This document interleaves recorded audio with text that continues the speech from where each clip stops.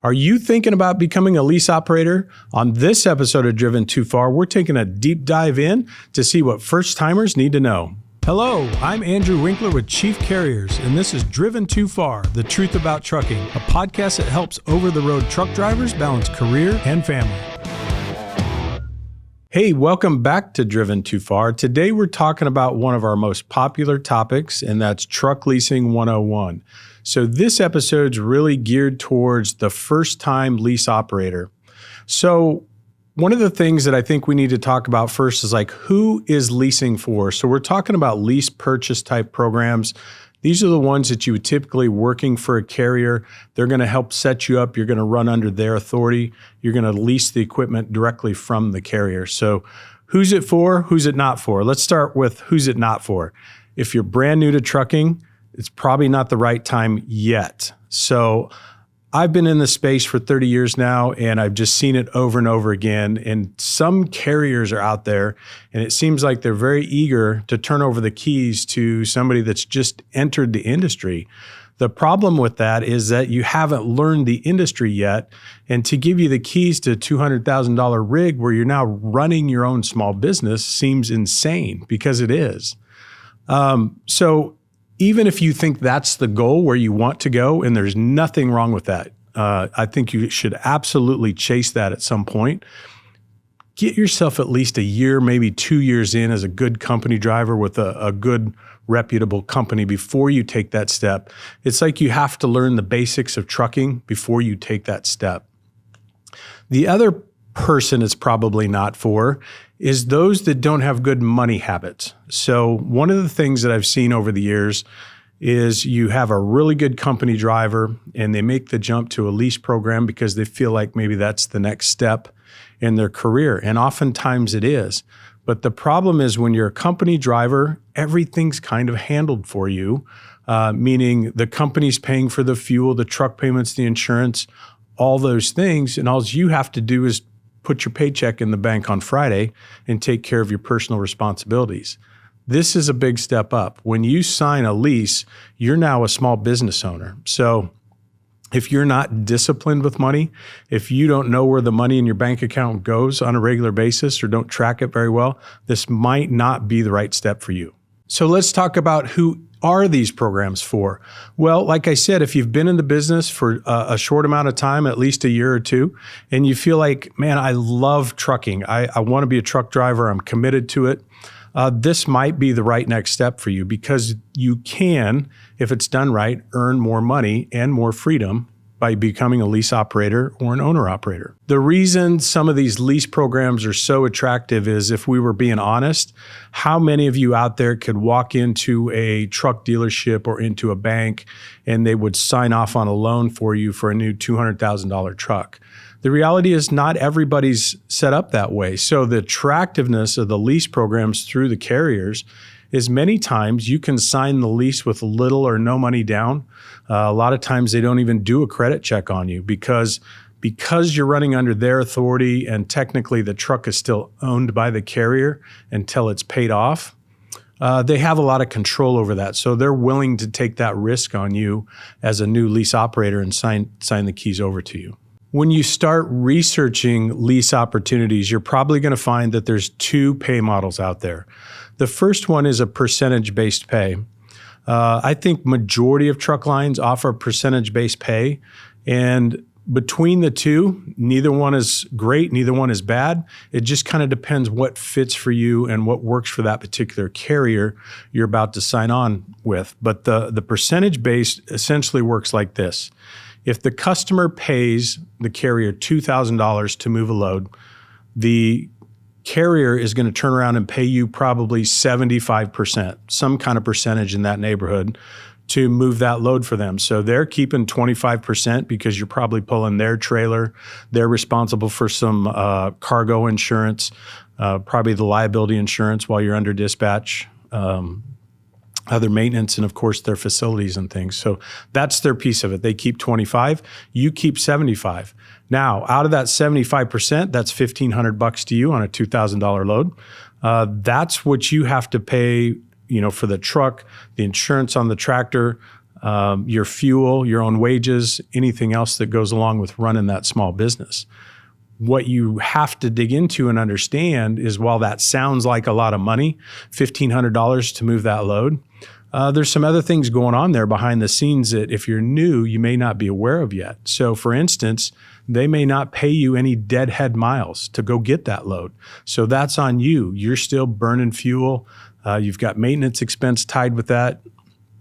So you have to think about those things as well, and you really have to pencil that out. So that's kind of the percentage-based model.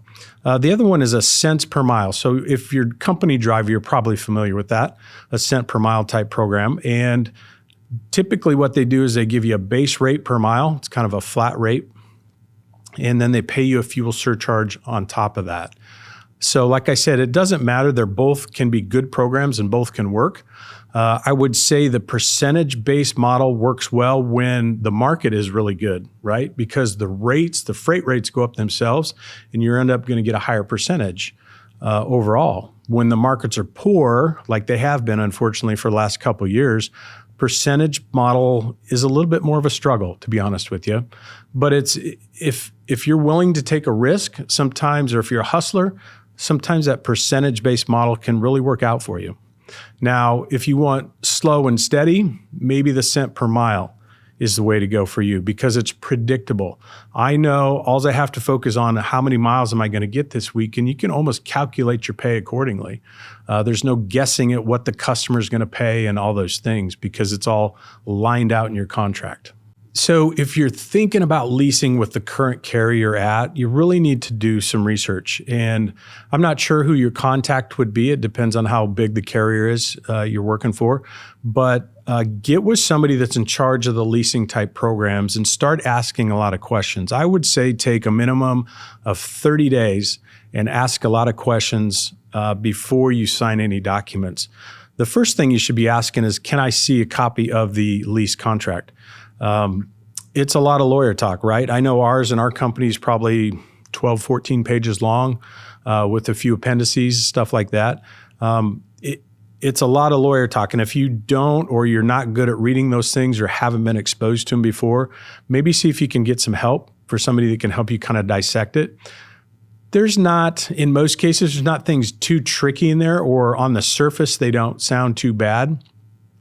But sometimes, drivers are just eager to sign on the dotted line and get going because they feel like they're going to make more money in these lease programs. And then on the backside of it, they get a surprise, maybe in their settlement or something like that, where, well, I didn't know I had to pay for this or pay for that. All those things are outlined in the contract. So make sure you take the time to go through it with a fine-tooth comb and see exactly what your revenue stream is going to be and what kind of expenses you're going to be responsible for.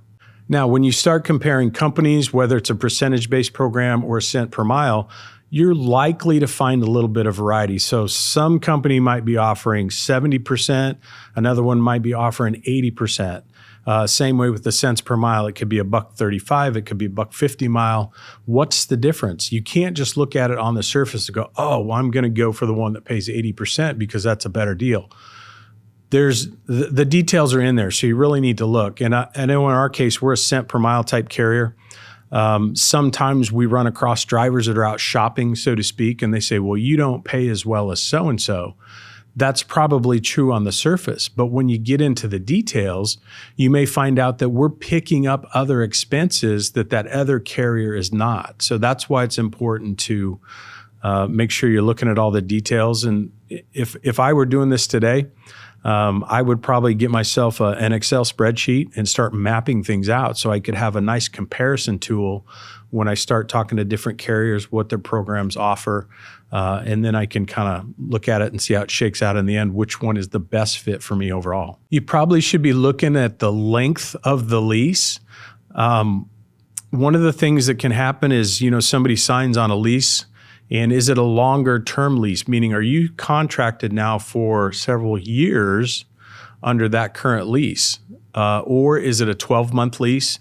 Does it have a walkaway clause in it? Meaning, gosh, something changed in my life and I can no longer drive over the road. I need to be able to get out of this lease. So those are some things you should look for as well. Most of them are pretty flexible. I would say In our case, we do a 12-month lease. So every year we re-sign the contracts with the lease operators.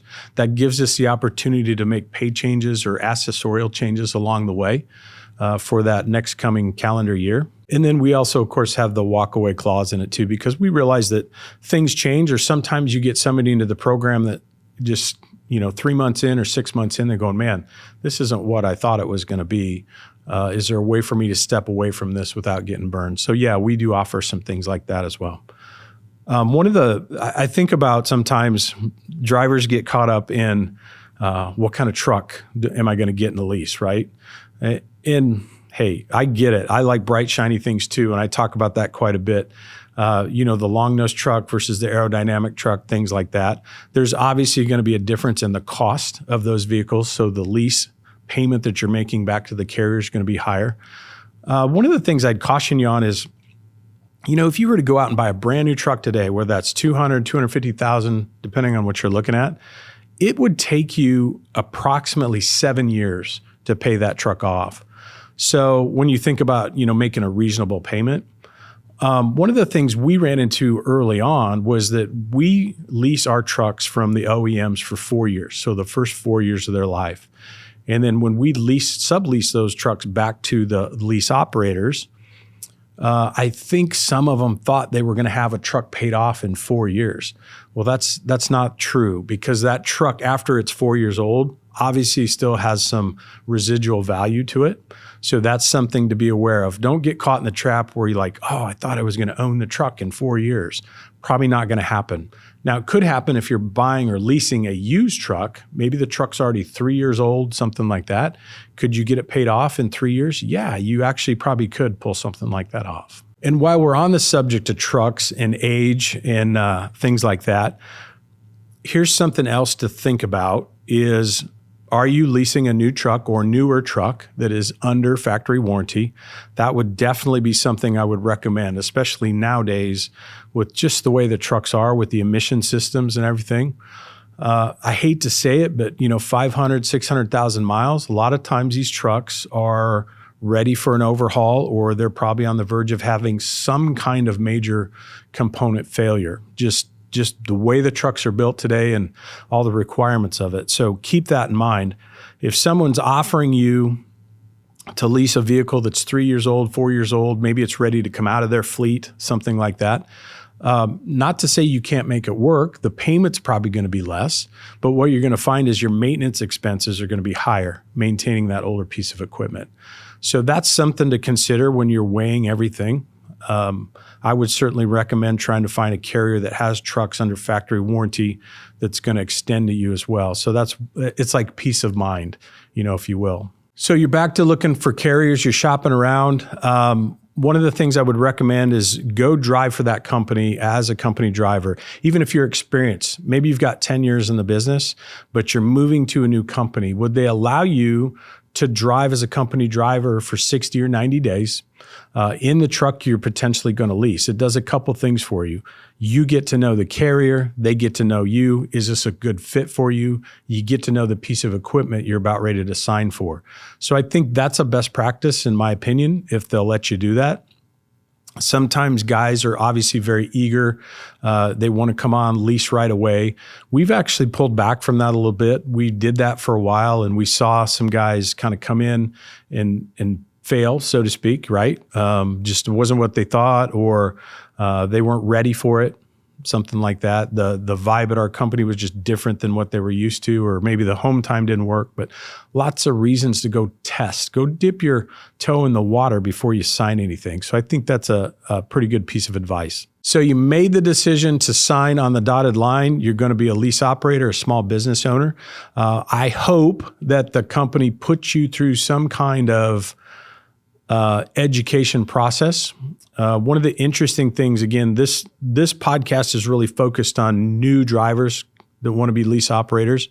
But in our own experience too, we see guys that have leased trucks before with different companies. They come through our program. We still make them go through our education process, and that includes some online training, small business training, how to run a small business. I do a one-on-one workshop with all the drivers. It's about a half-day workshop, but it gives me the opportunity to get to know them, who they are, and I kind of lay out the program. We try to be as transparent as possible. We even go as far as show them what some of the current drivers in the lease program are making, from the highs and the lows and everything in between. So we want them to have realistic expectations before they sign anything. It's not about some recruiter, promising you big dollars, and then you get into a program and you can't ever figure out how to hit those dollars. So education's a big part of it. If that carrier doesn't offer it, or if they're in a hurry to get you to sign something, that might be a red flag, seriously. One of the things I cover in the workshop with the drivers is talking about a mindset shift with drivers. So like I mentioned when we started, there's so much difference between being a company driver and making that jump to the lease operator. And it's very important you're able to make a mindset change. We talk about that in our workshops. I want to make sure that the drivers understand that you're going to be responsible for so much more than you were. As the company guy, all you had to worry about is, where am I going today? Where am I going to stop for fuel? And when's my next home time? And the company pretty much did everything else for you. Now you've got more to be worried about. You're responsible for the truck payments and all those things, of course, but now the maintenance side of it. When are you going to get that maintenance scheduled on that truck? And how are you going to do that in a fashion where it doesn't affect your ability to be out on the road making miles and making money? You're going to have to pay for the fuel. So does the company's fuel network now, does it extend to you? Are you welcome to continue to use that network? And do you get discounts if you do? Or are you going to fuel wherever you want? There's a lot there. And we do a process in the workshop too, where we go through a fuel exercise. It's one of my favorite things to do, because it's a 6 miles a gallon, 6.5 or 7 miles a gallon. And we calculate your annual fuel costs based on those MPGs. And what we always end up with at the price of fuel today, it's about a $10,000 bill, and difference between 6 and 7 miles per gallon. So it's interesting, nobody's ever pointed that out to the drivers. And when you're the owner of the company, that's $10,000 that could be in your pocket at the end of the year based on what kind of fuel mileage you get. So now it's about, what kind of truck am I selecting in the lease? Am I selecting a square nose truck that's going to get 5.5 miles to the gallon? How am I going to drive that truck? Am I going to drive it at max speed? Am I going to drive it at 65 or 68 miles miles per hour to try to maximize my fuel efficiency so I can have that $10,000 in my pocket at the end of the year? I always joke with the guys in there anyway. I says, I bet you one thing, I bet if I asked your wife this question, she would make sure that you had that $10,000 in your pocket at the end of the year, and she'd help you pick out which truck was going to get you there too. So it always comes down to the square nose versus the aerodynamic truck, and yeah, the driver always gets it. Oh yeah, I want to save that money and stuff. Like, okay, which truck are you picking for the lease? I like the square nose because of the look. So we always kind of get a chuckle out of that. It's no big deal to me. It's your choice. This is one of your first big choices as a small business owner. What kind of vehicle are you going to drive, and what kind of impact is that going to have on your small business? Let's talk a minute about why lease operators fail. I think this is really important. And again, I've been doing this for a long time, so I see a lot of common things out there. It seems to be the same type of things that happen. One of them is expectations, right? So that's the importance of really taking your time and researching things, penciling things out, get nerdy about it, make yourself a spreadsheet and try to do, the best of your ability to figure out projecting what am I going to make with this company, with that company based on their programs. So that's a big one there. But again, a lot of times for whatever reason, there's a big ego involved and somebody thinks, well, I'm going to be a big, bad owner operator and I'm going to make all this money. And then all of a sudden they start to run a small business for the first time and they didn't understand how fast that money is going to go back out of the business too. So expectations are big, your ability to manage that money, I mentioned that. Maybe you need a partner in that. Maybe that's your spouse. Maybe you hire a business service to help you with some of that. I would definitely recommend that you get a separate checking or business account for your money so you can see, you can keep separate of what's an actual cost going back into the business to take care of the truck. Maybe you pay yourself something out of that to move over into your personal checking account, something like that. And that's what you and your family live off of at home. Lack of planning and downtime could be maintenance related. We had a couple that was leased on to us for, I think, a year or two, and they were great people. A lot of fun to be around, and he was a hustler, man. He drove. He was a kind of old school trucker, and he'd throw down the miles and stuff. So I know he was very successful that way, and I watched a lot of his income, and he was very successful. What he wasn't successful at was on the home front and how he spent that money. So he and his wife would schedule a vacation. Well, here's the deal. As a contractor, an independent contractor, you no longer have vacation pay from the company. You're now an independent contractor, and they can't offer you those kinds of benefits. So when you're an owner-operator and you want to take some days off, you have to plan ahead for that stuff. You have to set money aside because on the fixed expenses, your payments, your insurance, all those things are not going to stop even though the truck's not operating and making revenue. So you have to think about that. But what I watched this couple do is they were kind of living like rock stars, you know? They were enjoying life, having fun, taking vacations, going to concerts, doing this and that, seeing parts of the country. But they weren't very good at planning for it, meaning they probably saved some money to go, for the concert tickets or, whatever they were doing on the vacations and stuff. But what they didn't plan for was how were they going to make the truck payments? So every time they came back from time off, their truck essentially was in the hole because they didn't have enough money saved aside in any of their escrow accounts to make the truck payments. So there's something you really have to watch for. And ultimately, I think that led to their failure as well. I really think it comes down to personal accountability. It's you looking at yourself in the mirror when it comes to this. You have control over this because I'm going to tell you, these programs can be very successful. We've seen a lot of drivers over the years make a lot of money and do very well for their families. But we've also seen some people not so successful. So which one are you going to be? And that comes down to the personal accountability. The money's there. So my point is the contracts are the same for all the lease operators in our fleet. So why is it that some of them are so much more successful and some of them are failing? Well, it comes down to the individual driver or the business owner and the choices they make. And if you've done this before, if this isn't your first go around with the lease, how did the first one go? Would you call it a success?